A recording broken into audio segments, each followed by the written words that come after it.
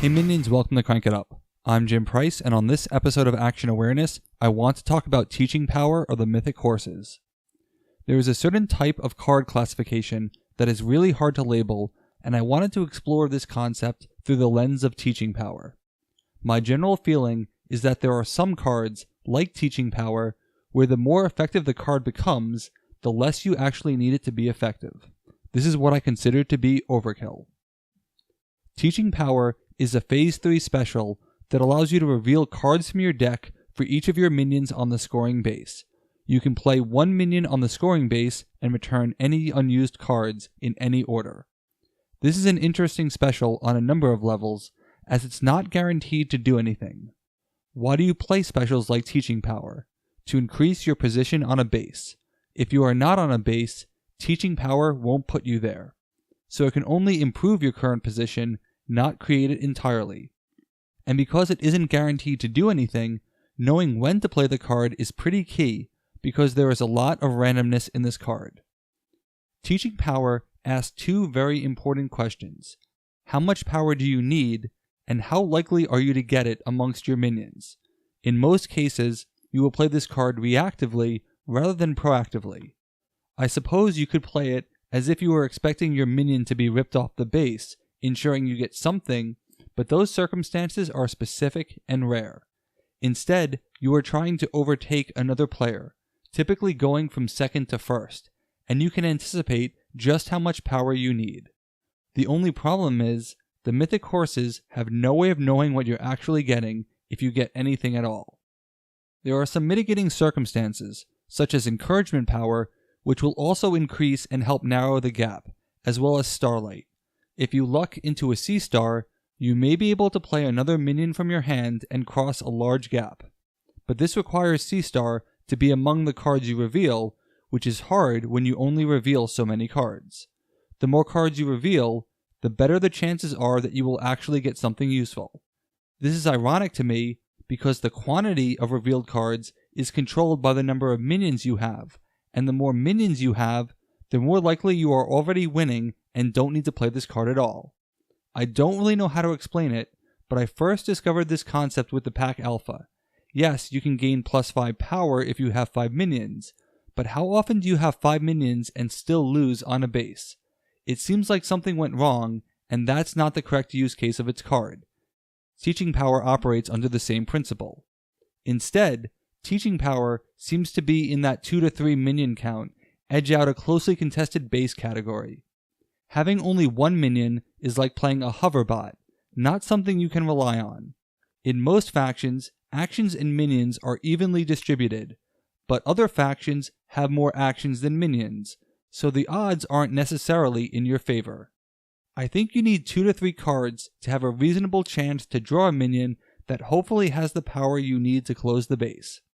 For the Mythic Horses, you are always guaranteeing yourself at least 3 power because of how Pinky works, and maybe more with the aforementioned bonuses, but you might not get a Mythic Horse minion.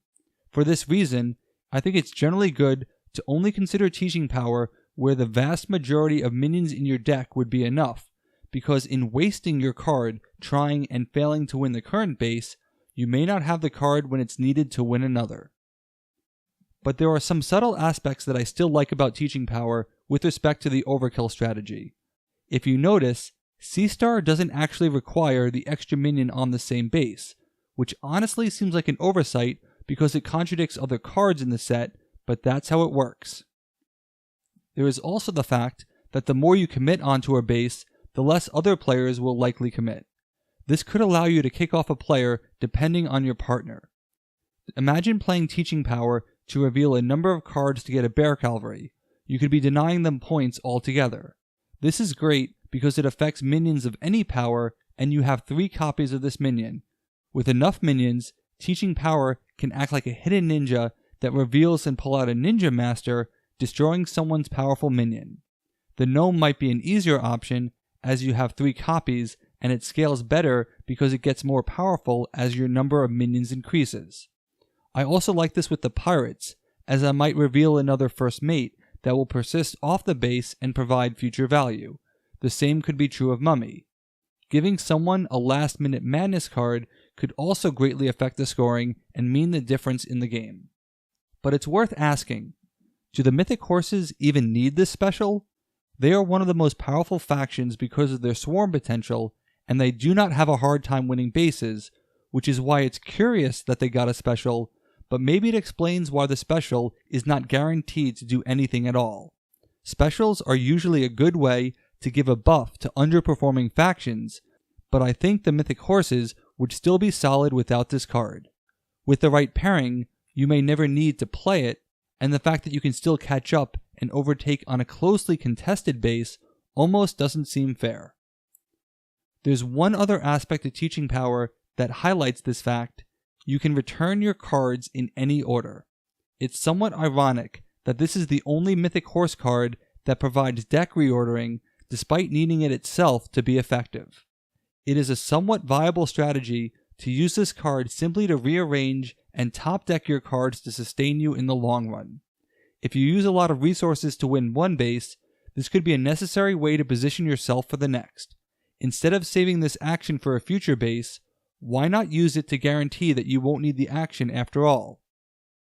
As I said on Monday's Doppelganger video, unrestricted deck searching is extremely powerful, and teaching power can provide an aspect of that by effectively controlling what two cards you'll be drawing next.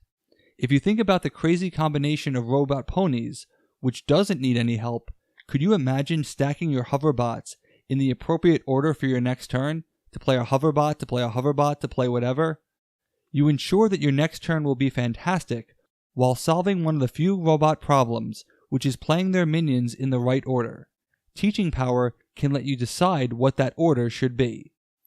I find it interesting that a card provides value in being used in a way other than what it was intended, by acting as more of a deck manipulation card rather than a summon. The card could have shuffled them into your deck, but instead, teaching power creates an opportunity to position yourself to win again, and in a game where winning as little as 3 bases can win you the game, a strategic repositioning can provide just as much value as a strategic swing. Just think of it as stealing the base in advance and taking the randomness of teaching power out of the equation. I'm of the opinion that teaching power isn't a necessity. It only seems to make a difference on closely contested bases, whereas I prefer a different approach for the Mythic Horses, which is why I look at the card differently and see potential elsewhere. It certainly is pretty unique for a Phase 3 special. It's possibly overkill, but possibly untraditionally opportunistic. What do you think of teaching power? Do the Mythic Horses need it? Let me know in the comments. That's it for this week. Thanks for watching. Be sure to like and subscribe. Let's shut it down.